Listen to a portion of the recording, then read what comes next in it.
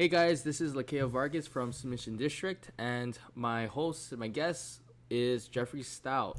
What's up, Jeffrey? Hey, Lakea, what's going on? So I just wanted to start off by asking you about some of your accomplishments.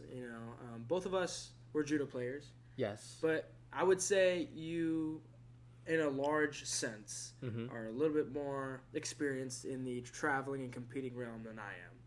So do you want to dive into what you've done, like where you've competed, your experiences? How did you start? Let's start. How about this? Let's start. How did you start?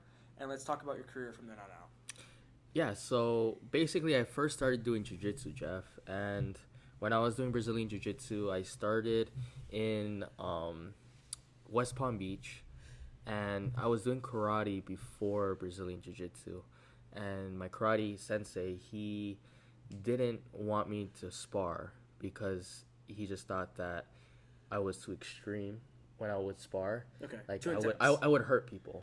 Okay. And I wouldn't know because I was a kid and I didn't know my strengths back then. Okay. So my mom was very frustrated because I would always complain to her. So she took me to this like LA Fitness. Back then it was called Powerhouse Gym. Okay. And it was right across the street from her house. It was a Gracie Baja gym. And she like threw me in there with my karate gi on, and I like rolled with everybody and all the kids in there, and they beat me up. I didn't even know anything what I was doing, but I had so much fun. Okay. And on that time, I started to do Brazilian Jiu-Jitsu. I threw away a little bit of my karate lessons, and I signed up that day. And from that day on, I loved Jiu-Jitsu. However, when I was competing for my Brazilian Jiu-Jitsu school under Gracie Baja, I started to lose in Naga against judo players. Really? And the judo players from Miami, they were like just killing me with throws. And back then the Gotcha. rules wasn't set, so they would just throw me for Yeah. 2 points and then stand back up, throw me and stand back up. And Okay. I didn't know what to do. And that got frustrating. I'm sure. I got frustrated. I didn't Gotcha. even win my first tournament. From the first like 5 tournaments I like lost. Okay. And I didn't know what to do. So my mom took me to wrestling. And from wrestling, I just didn't feel comfortable on with the shoes on. You know, it's like Okay. it's so different. Yeah, you gotta adapt to it. Yeah. Yeah, That's fair. so Okay. I was like, I tried judo, and this is actually the judo place you're from too, which is from YMCA. Hector Vega. Yeah, the YMCA one. Yeah, yeah. And I thought yeah. when I thought judo, when I came in there, judo was so awesome because it's like a brother or sister of jiu-jitsu. You have the gi, Yeah. you have the belt. You don't have any Just, shoes. it's like the same. It's the same arena. It's like the difference between running the 100 and the 800. Yes. Different type of athlete, but you're running. Yeah. So this is like same sport, but kind of different. Yes. Okay. And I enjoyed it, and I felt like I was learning a lot. And that summer, my parents, they took me back to Hawaii where I grew up, and I went to BJ Penn's camp. And from BJ Penn's camp, I was using judo with the jiu-jitsu guys, and I just started to do a lot of judo with the jiu-jitsu guys, and I was winning tournaments when I came back from Hawaii in Florida, and I started just to love judo as well. So that's how I kind of started. Nice. Yeah. So from there, so you went and trained with Sensei Vega, right, Yes. at the YMCA. Mm-hmm. You then continued on, Yep. and you went and trained. Where did you go from there? And when did you start competing on a national level? Yeah, so from there, I started to get like the judo bug and the jiu-jitsu bug. So I moved my jiu-jitsu curriculum and my lessons to somewhere that was nearby, right across my house, which is Team Noguera. It was closer. Okay. And from then, I started to do more jiu-jitsu. And I was sticking with Sensei Vega, but I actually found the National Training Center, which was in Coconut Creek. It was 45 minutes away from me. So my parents would drive me 45 minutes there to train and 45 minutes back. And I noticed at the National Training Center for judo, it was tough. And Yeah. I thought I was place good in to train. judo, but then I was like, you know what? I got to start doing this. I got to start getting better. And when I found out that judo was like an Olympic sport, but jiu-jitsu wasn't, Yeah. I was like, maybe I should put my interest more in judo. So as a That's kid, when you made the transition. I got you. as a Okay. kid, I started to make the transition from jiu-jitsu to judo because I felt like there was more of a future for Yeah. me for judo. because it had the Olympics in it. Yeah, it's an Olympic sport. Yeah. You had, even though 45 minutes is a little bit of a drive, but a national training center just so happens to be And I loved it. within an hour. Usually Yes. people have to go and move to a national training center when it just so happened to be in somewhat your backyard. I think that's great.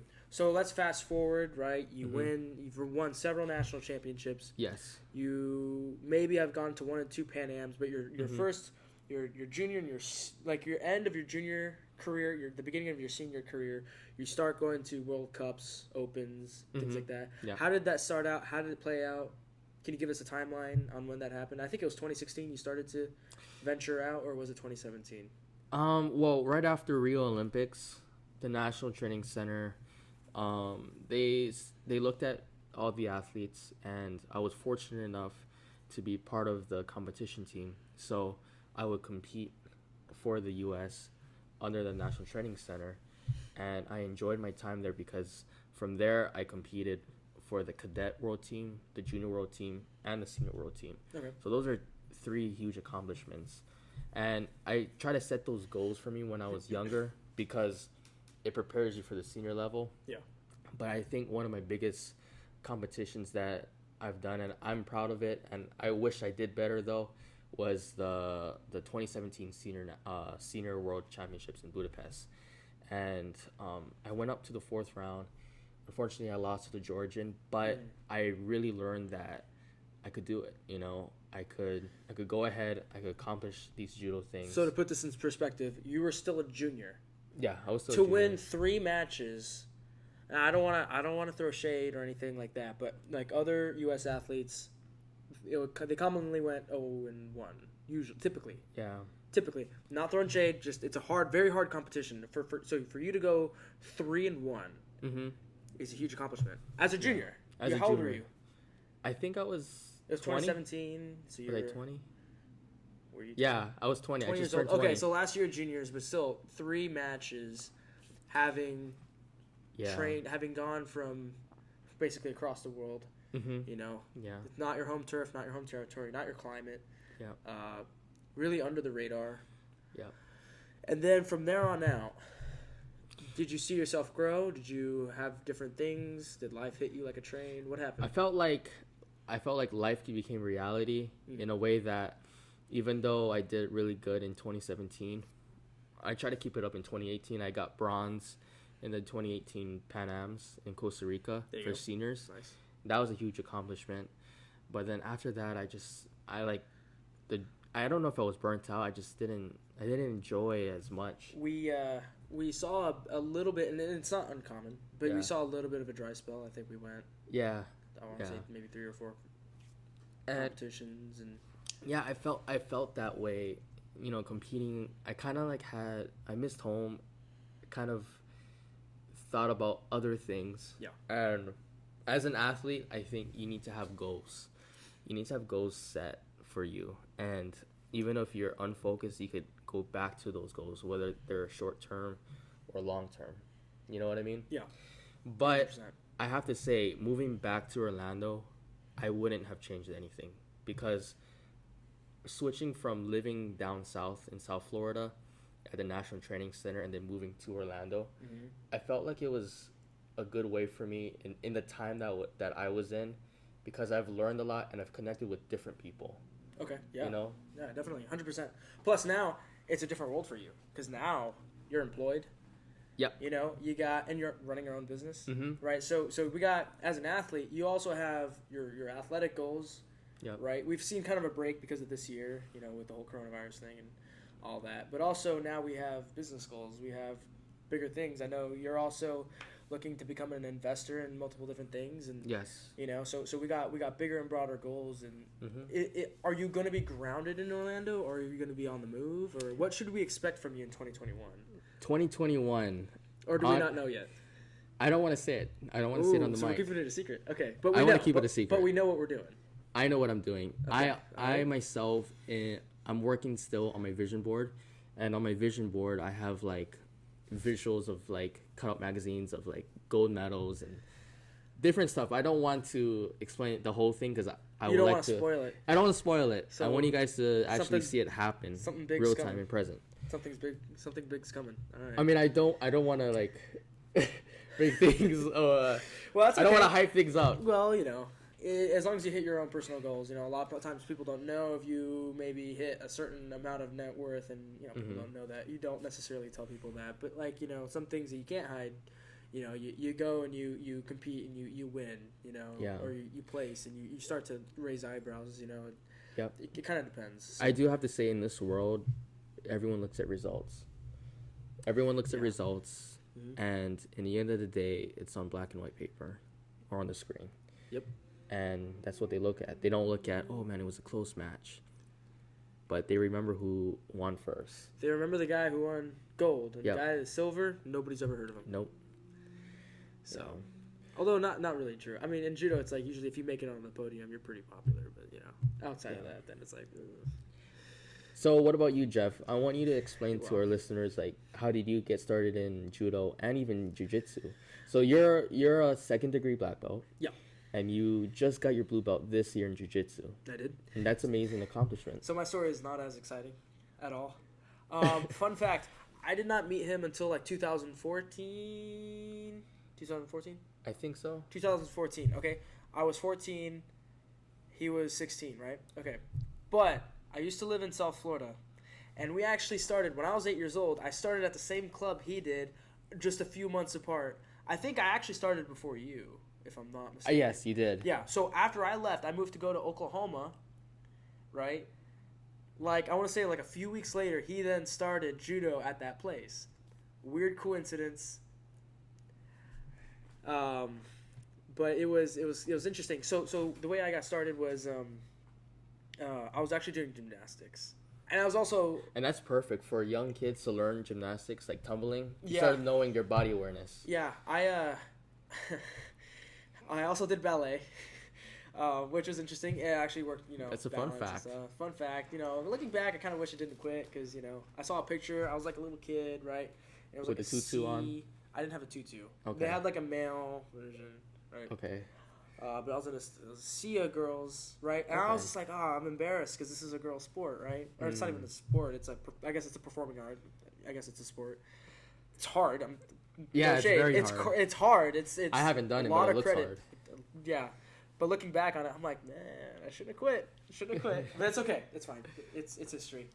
I started judo because when I was moving to Oklahoma, I didn't like gymnastics. It just wasn't my thing. I wanted to wrestle. And so my dad was like, all right, let's find you a wrestling spot when we were moving to Norman. Okay. And so my dad punched in. He punched in wrestling and stuff, and there's this guy.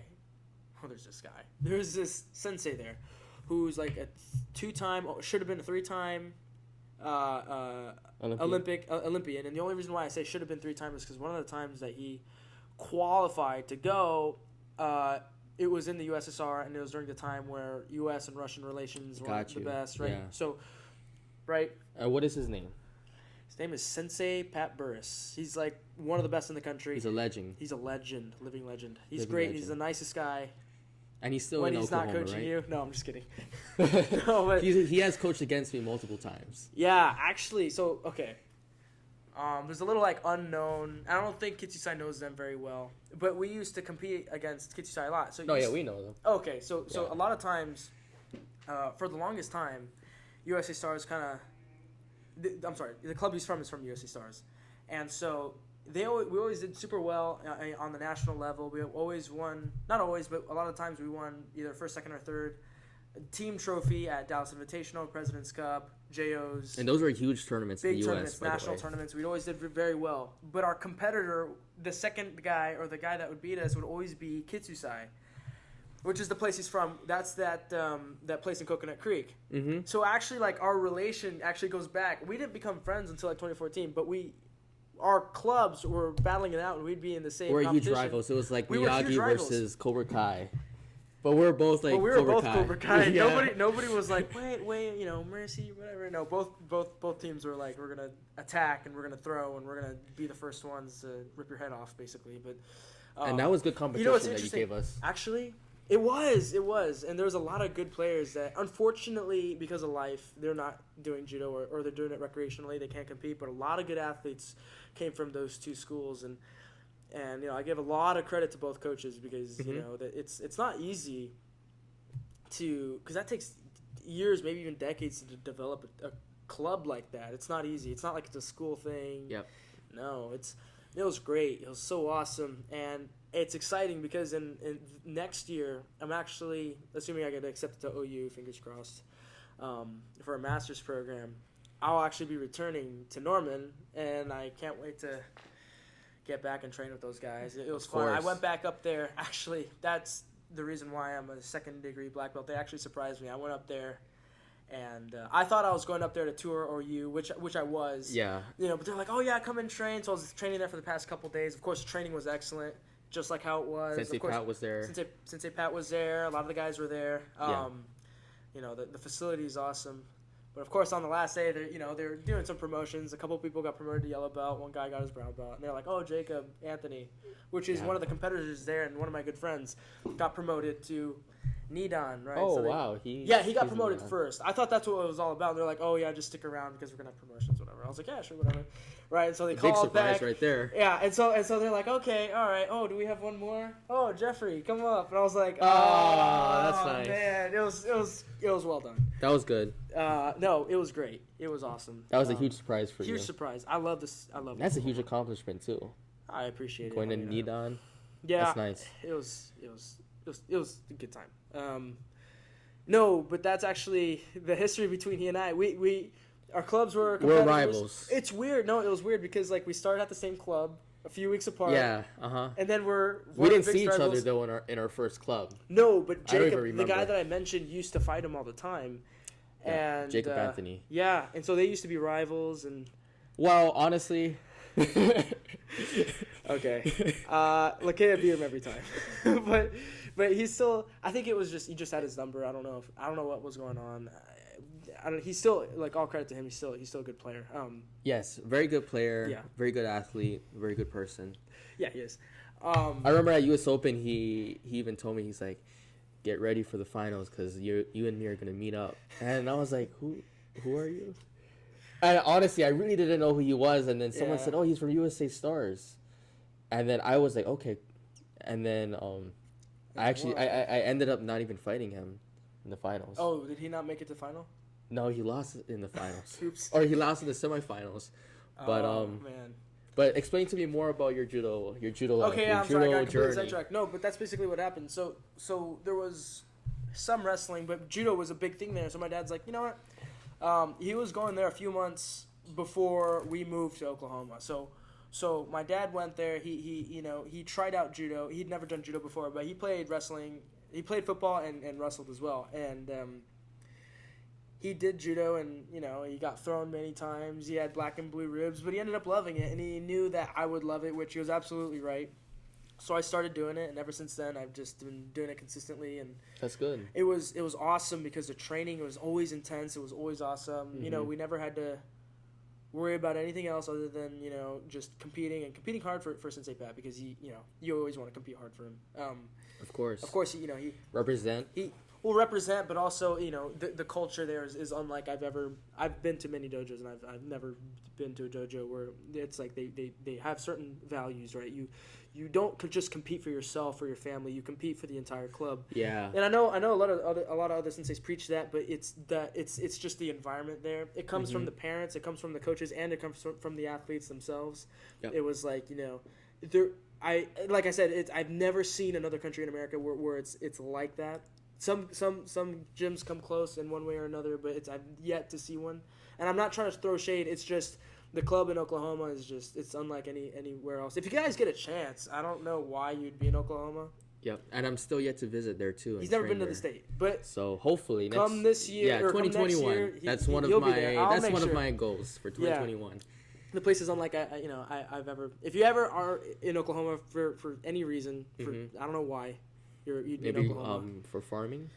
I don't know. If you've never seen a big tornado, I don't know. But if you're there, go and train at this place, see the place. The people are incredible. I mean, I can't say enough good things about that place.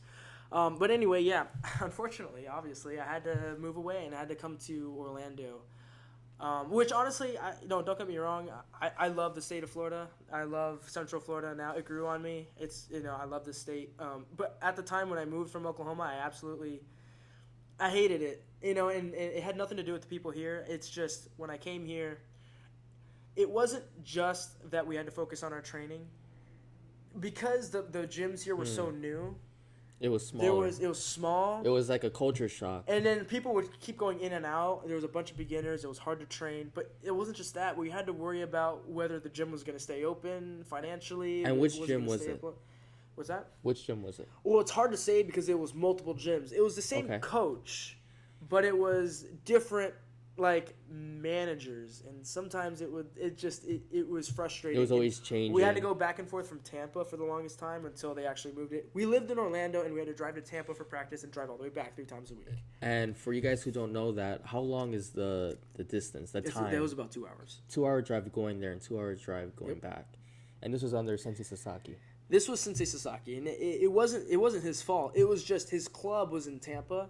And it was difficult. And he had a few kids there that he was loyal to, and man, 2 hours. And it was 2 hours there, 2 hours back.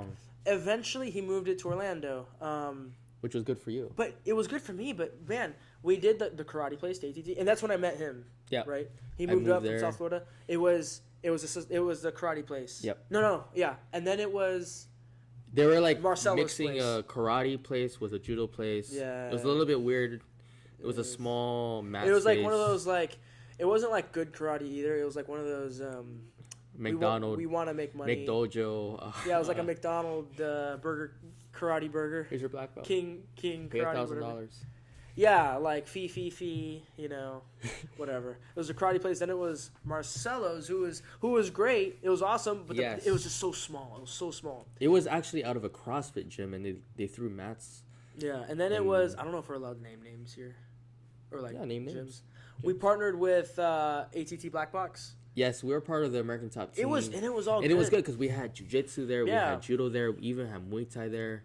It was a fun place. I don't know what ended up happening. I don't know if I want to get into it. Well, I know Sensei Sasaki wanted Eventually, he wanted his own club. He wanted his own club, so he opened it in Castleberry, which is 45 minutes away from me. No. Wait. You're skipping a step.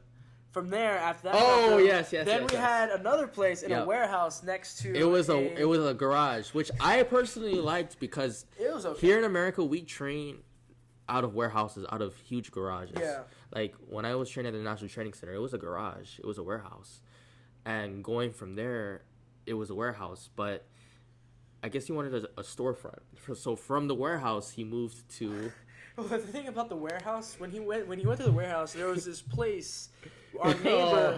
Our neighbor had this business, and it was called the Ninth Circle. For those of you that haven't read Dante's Inferno, the Ninth Circle, there's 9 circles of hell, right? And this place was the Ninth Circle, and it was where you rent out rooms. They have whips, they have harnesses, and it's not for your dog. Oh. Yeah, maybe it's for you. Yeah. No. I think I saw you there. Yeah, I saw you peeking after in. training. No, that was our neighbor. Yeah, which was great. And then it was the place he's at now. Now the place he's at now is actually pretty good. It's nice. It's just really far from us. It's far for all of us. Yeah. And again, he's doing everything he can to survive and everything like that. Yeah. And I know he's doing better now. But going back, so you started training with Sensei Sasaki. How was that? It was good. I mean, the training was good. The biggest problem was usually I didn't have someone my size. That's right. I was usually the bigger kid. Well, okay. I was always the smaller kid until I wasn't, and then I went through a growth spurt, and then I went from 66 to 90, like that. Mm-hmm. I competed at 1 tournament or 2 tournaments at 73, and then 1 tournament, like a local tournament at 81, and then from there on out it was just 90 kilos, and there was just no 90s in Florida. So what do you do when you don't have a partner your size? I would actually make trips, and actually that was when you were still down there. Like, so you would spend like a few months down there, and you'd spend a few months up there in South Florida. Yeah. Yeah, and I would go train down like Thursday, Friday night at Kitsusai, the training center in Coconut Creek, the rival of my original club. You know, and it was good. You know, the training there is good. The coaches there are very nice. But you know, they had bigger guys there. They were, of course, a national training center. They had a lot of athletic guys to train with, and so it was always a good workout.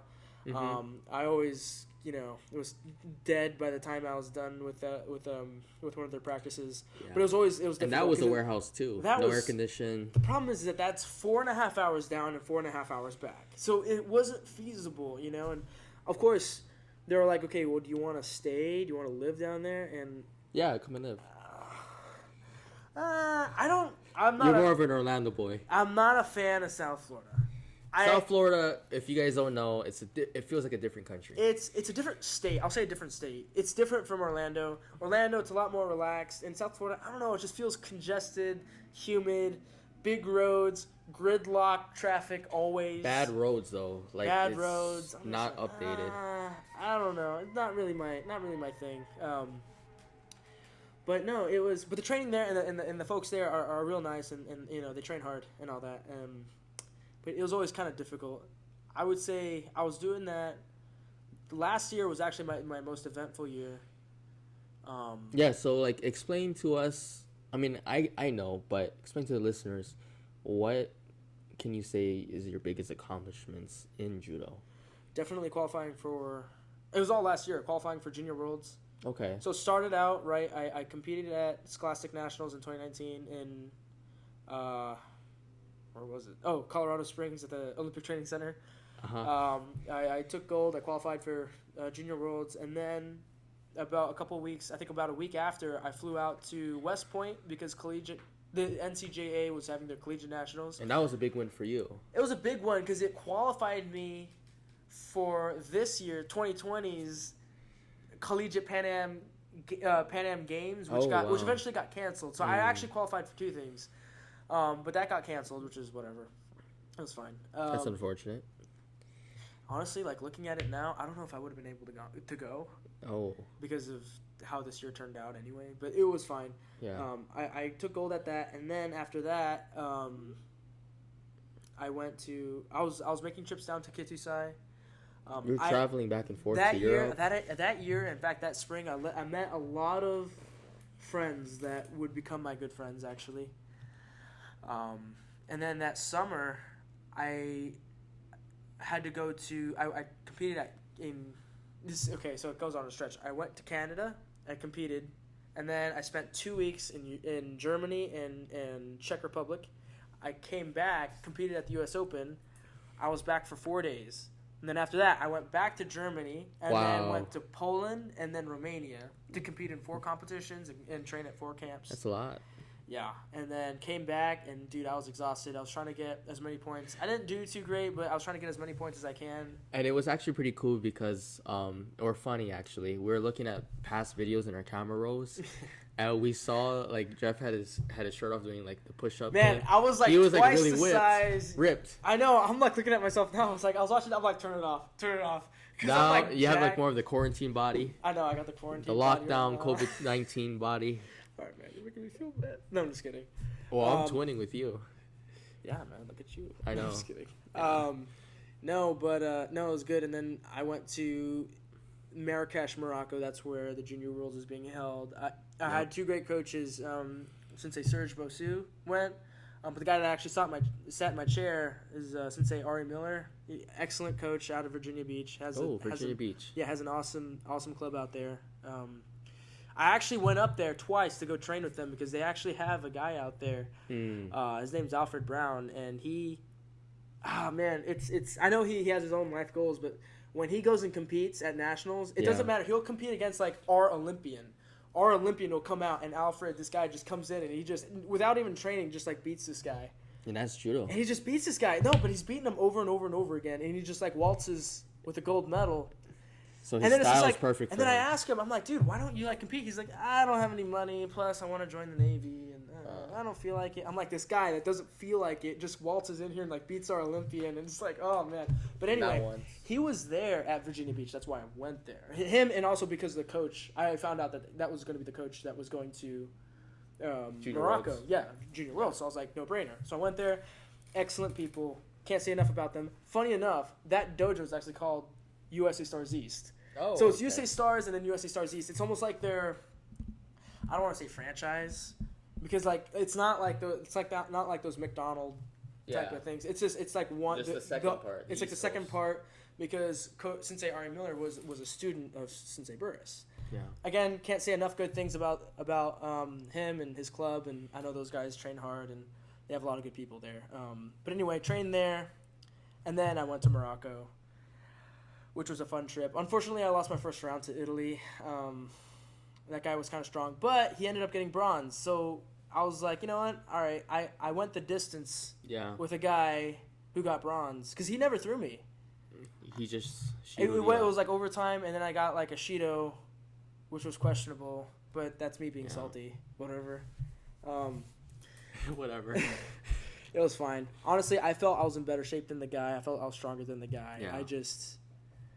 I didn't do what I needed to do, unfortunately, and it just cost me the match. So who knows?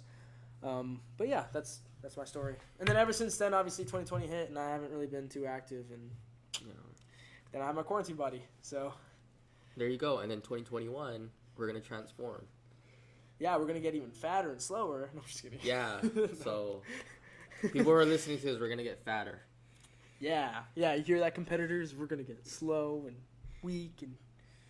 Right? Yeah, so no, that was good.